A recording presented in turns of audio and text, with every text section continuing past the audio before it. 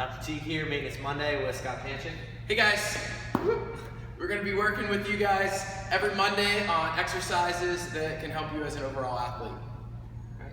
Today we're going to talk about upper cross syndrome, briefly on what the condition is and what we can do to help it. So if you slips that off for me. Alrighty, upper cross syndrome is when the upper body, typically the shoulder, or talking about the shoulders, are rolled forward. The front musculature is over-dominating the posterior musculature. It could be from poor ergonomics or how people are, how they just grow differently as they start to weight train.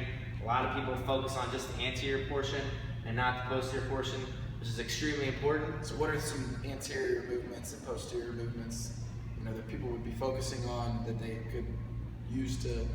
So first off, the mid-trap in the back is usually not active. So you have your trapezius muscle, which runs just like that, all the way around and up. You have the one side and then the other. So typically we're very upper trap dominant, and we have very little mid and lower trap activation that occurs, which again causes that to come forward, ride up a lot with that upper trap, and then also the pectoralis major and pec minor pull that shoulder forward, making this even worse.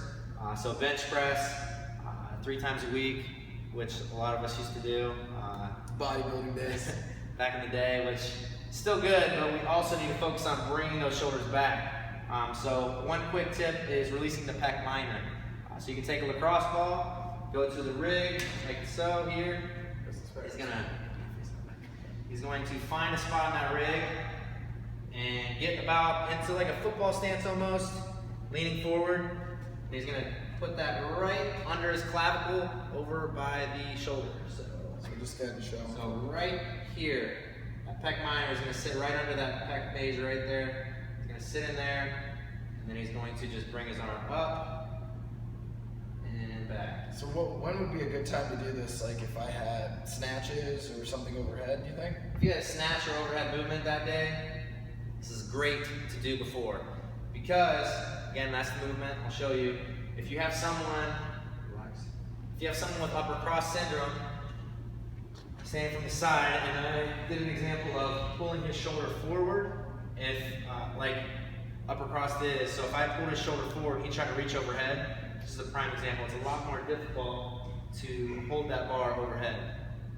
As he brings back down, it's going to set in the right position, and again, I will then take the ball and use that for the anterior portion of the shoulder. After that, we can work on some mid-trap activation, and I'll have him lay on his stomach. And he's not going to use the lacrosse ball for this. He's going to bring his arms back, just like so, palms down. Palms down, there we go. Both sides you can do. You can add a little bit of weight, so go ahead and bring your other arm out. And you can add like 2.5 pounds, whatever, and just work on pulling these scaps together. So lift the arms up and pull the scaps together. It's really going to focus on that mid-trap activation.